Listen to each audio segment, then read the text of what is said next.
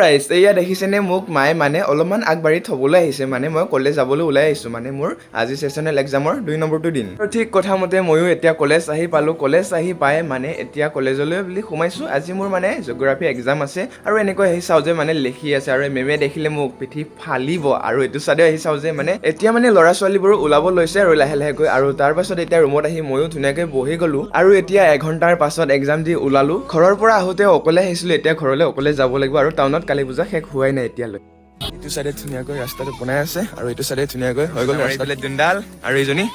আমাৰ পাপলি বাইদেউ